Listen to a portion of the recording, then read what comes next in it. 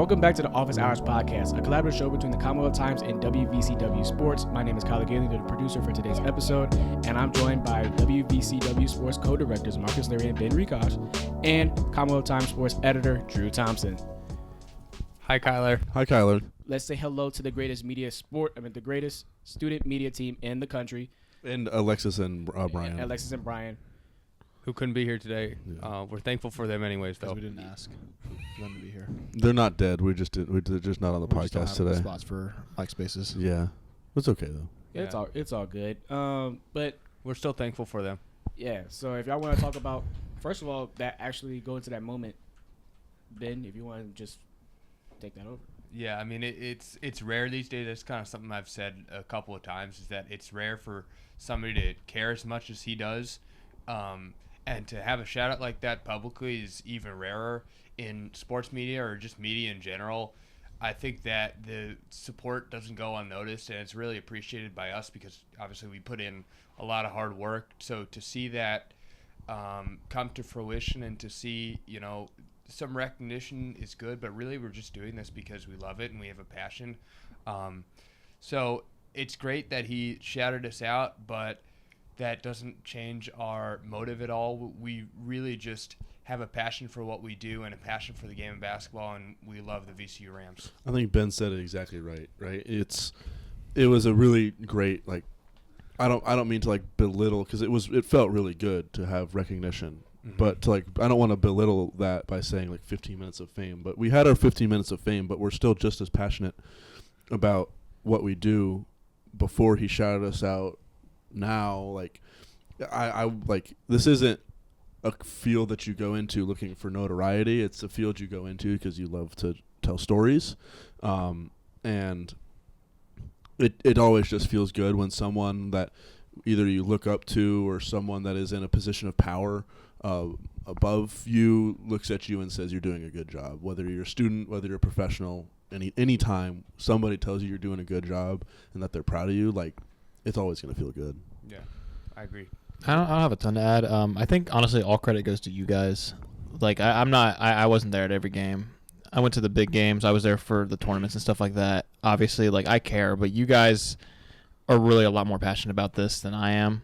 I don't want to say that, but in terms of, being at the games, you're more passionate about that. In terms of really being at every single press conference, going to Davidson, like he said, everything like that. You guys deserve that shout out, I think, more than I do, at least. And I'm glad I was able to be a part of it, and I'm glad we were able to experience that together. But I think a lot of credit goes to you guys. Yeah, especially because with all of our social media accounts, first of all, we appreciate that. Mm-hmm. But also with WVCW Sports or Instagram, it went from, I think, at the moment he shouted us out, I remember I looked after the game or before the UNC game, that it was, I think we were at 170 or 186, and I think by the time we left Greenville at 5 a.m. on Sunday, I think we were up to 370, 380. So we'd gained 200 plus, somewhere plus or minus 10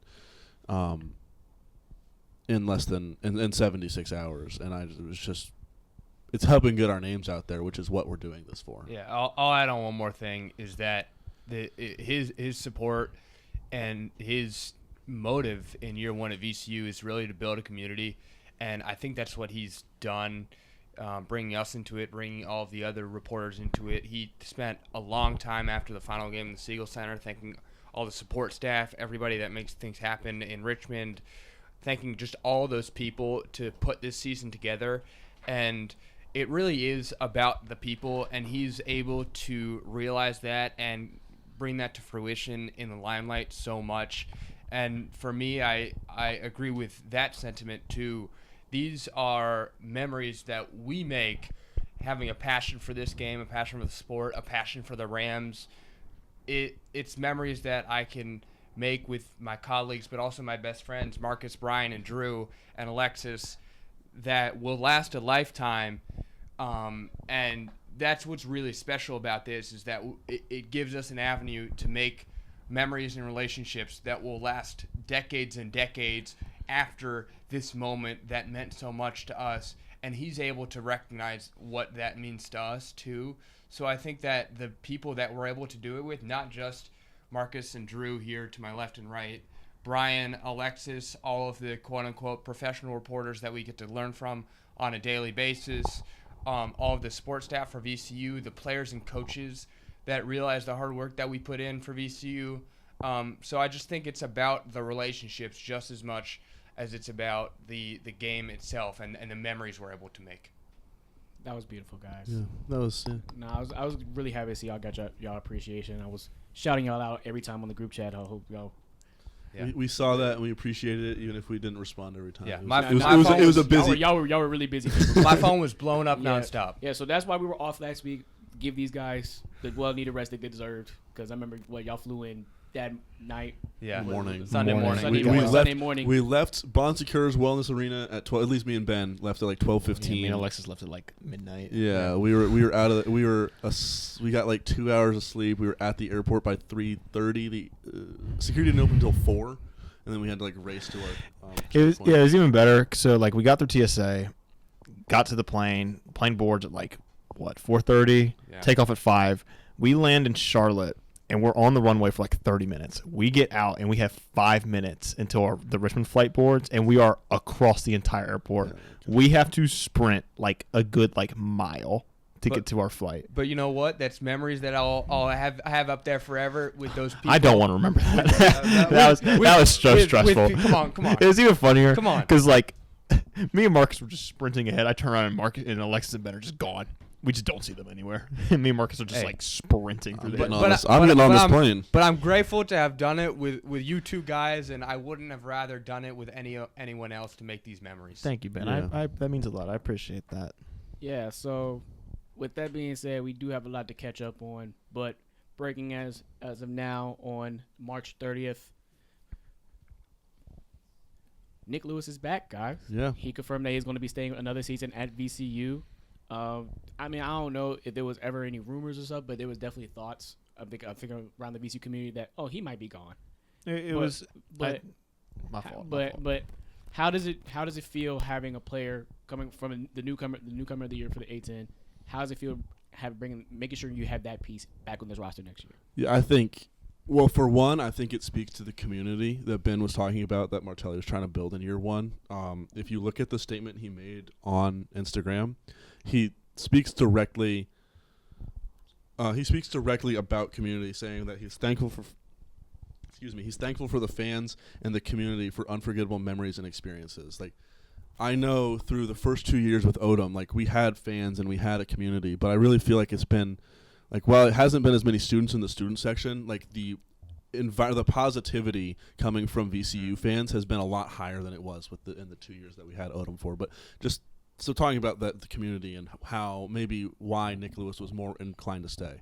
He was a top 100. He was the 57th ranked recruit by ESPN out of high school. He decommitted from Iowa in November, was committed to VCU by May. Xavier, not Iowa. I think it was Xavier. Xavier, he thought about Iowa, did some visits at Iowa, excuse me. But you look at that and you think he's the A-10 Rookie of the Year. He all-tournament team in Pittsburgh.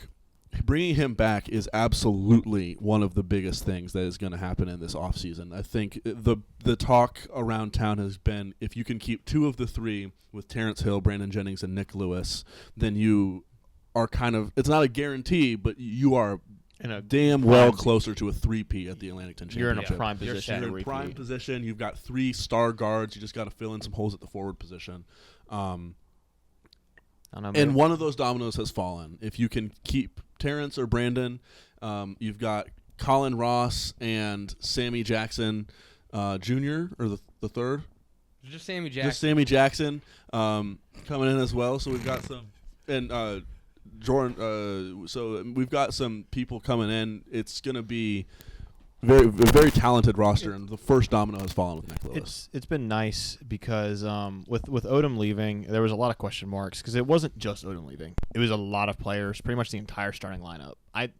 The entire starting lineup left. Like, there was a lot of question marks. Right now, who's the senior? It's Barry Evans, Jadrian Tracy. Barry and Bam are the only 2 people leaving, and Tyrell is probably going to stay because he was going to go to Bryant last year until Martelli got the VCU job. And I don't know, man. Obi entered the portal, so Hey, we might not have Obi. I want to give Obi his flowers. He stuck it out as a VCU Ram for 4 years. He's going to go get his opportunity somewhere where hopefully he can play a lot. Really, really proud of Obi and what he's contributed to this team. So I will not tolerate any disrespect to Obi Okafor on this program. Salute to Obi. Yeah, so, I mean, I don't want to speculate about any moves that are happening before this episode comes out because we don't know, but we have confirmed that Nick Lewis will. Especially because the portal doesn't officially open until the 7th. Yeah, so like really to like after the tournaments where stuff is really the dominoes are really going to start to fall for the off-season acquisitions. But I kind of want to stay away from the off-season right now. I kind of want to just talk about the season, not specifically like any like stats or anything, but like what were some main takeaways that y'all over the course of this year, y'all covering this day in and day out, what have y'all really seen, and what do y'all want everybody else that's watching this show to take away from the season? My takeaway is the togetherness, and once again, that same word, the community that Martelli built in year one. You talk about that with the 15 guys on his roster. About 368 days ago to when we're recording this, he was introduced as the new head basketball coach in the Siegel Center, and he barely had anybody on his team. Through the coming weeks, he brought together a group of people who didn't know each other. Over the congruent months, they quickly became teammates, friends, brothers that went on to win a championship and made history with the VCU Rams. So just to go from where they were, having the individual experiences to building the collective experience that he talked about, that's a credit to his coaching, but that's also a credit to the leadership and the willingness and competitiveness of these players. I'm super impressed by J.J. Tracy and Barry Evans and Phil Martelli Jr. for leading this group and coming together and winning a championship. Drew? God, I hate sitting next to Ben, bro. He's just, you're such a good speaker, and like you don't stutter over it in your words. It's like you know exactly what you're gonna say before you say it. Thank you. Stresses me out. I don't know. I think a big thing for me in the season was like resilience, I guess, because there was a lot of ups and downs, especially to start off. There was the non-conference schedule, which was more difficult than I think fans are accustomed to. We played a lot of really good teams. I mean, there's a reason why when tournament time came around, it was like, okay, VCU probably has to win the A-10 because a lot of their resume is just good losses. You have a lot of those non-conference losses. You start the A-10 at 2-2, and you're losing to like George Mason and St. Louis, and then you're getting like wins over you're getting like a close win over St. Bonaventure, and I think it was a close win over St. Joe's. Yeah. To start the A-10. So Duquesne.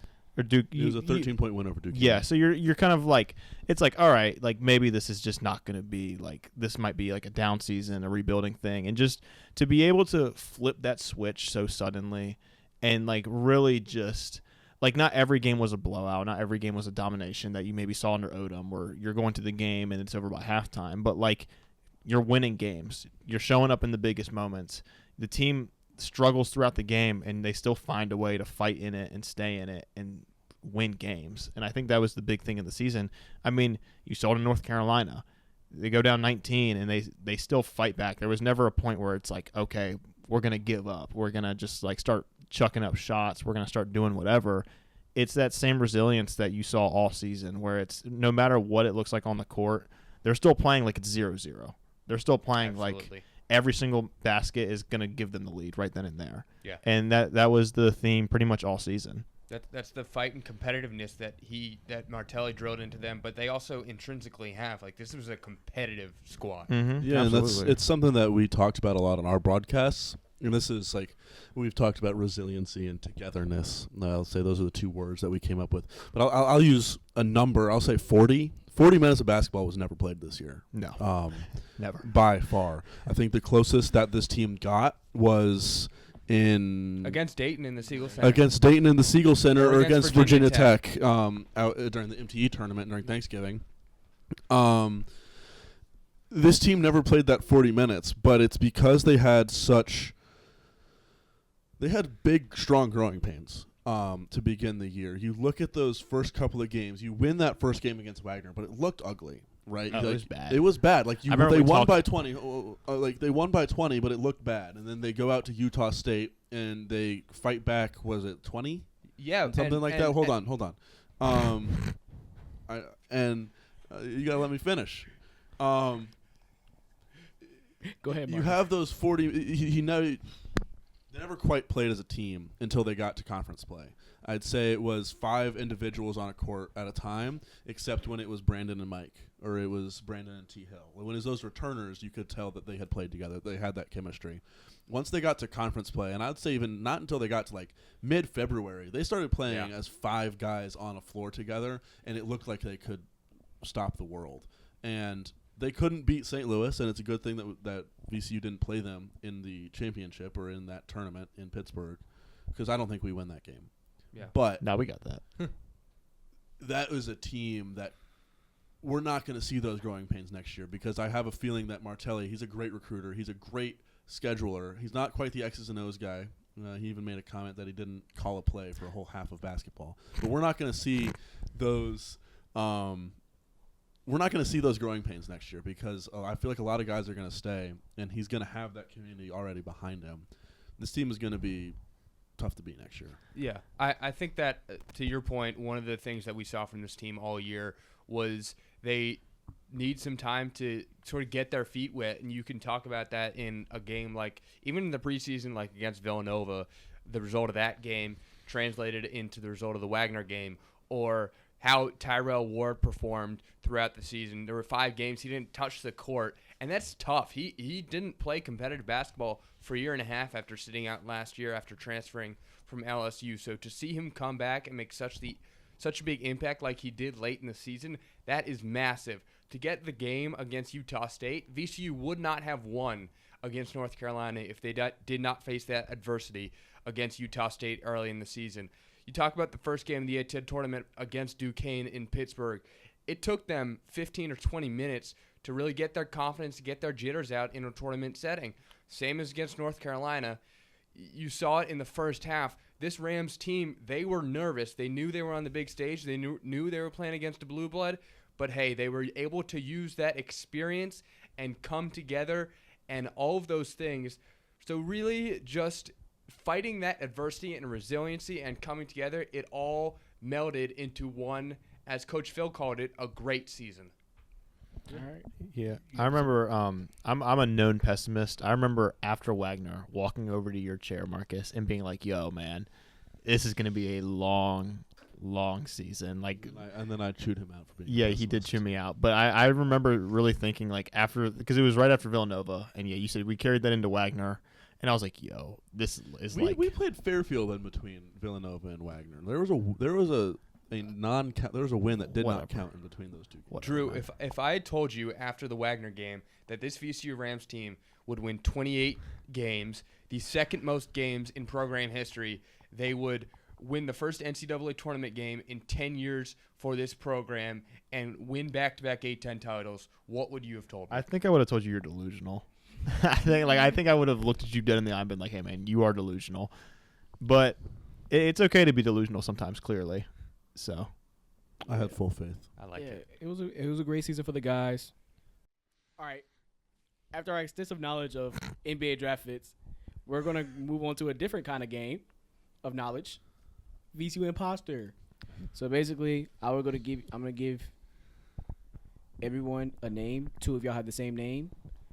Somebody doesn't, and y'all will go in order, snake style, and we try to figure out through a couple of rounds, probably 3 to 4, who's the imposter and who's not. And we just say one word. Yeah. Do y'all want to do like the fake name? Like I gave y'all a fake name, or y'all want an imposter?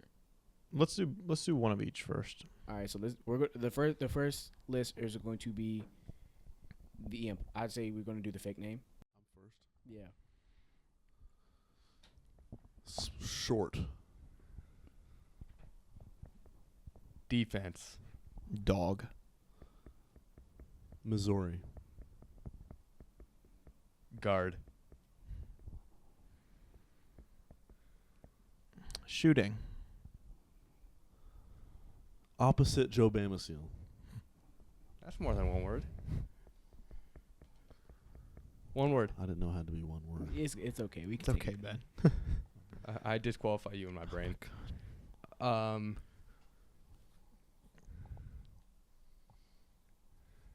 Singular. I don't know what that means.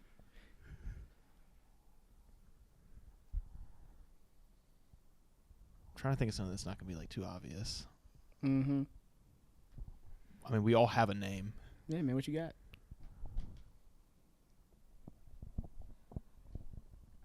Hustle. Loyalty, respect. Fight.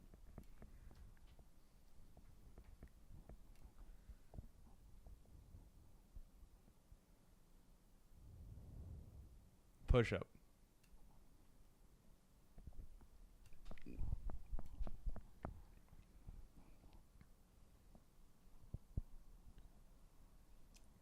I'm not gonna lie, I'm so lost on like who anyone has.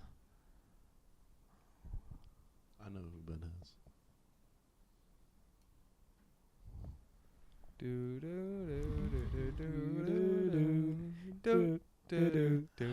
Playmaking. Maverick. Transfer. I know who it is. Can we go ahead and vote then? Because I think it's you. You think it's me? Imposter. I was thinking it was Ben. Imposter is personally. true. So we voting me? Yeah, who do you have? I've got Nick Lewis. Yeah, we have Philip Russell. Okay. We? Yeah. Yeah. Yeah, they have. Yeah, y'all have Philip Russell. Okay. Yeah. All right, but my name is Kyle Gilliam.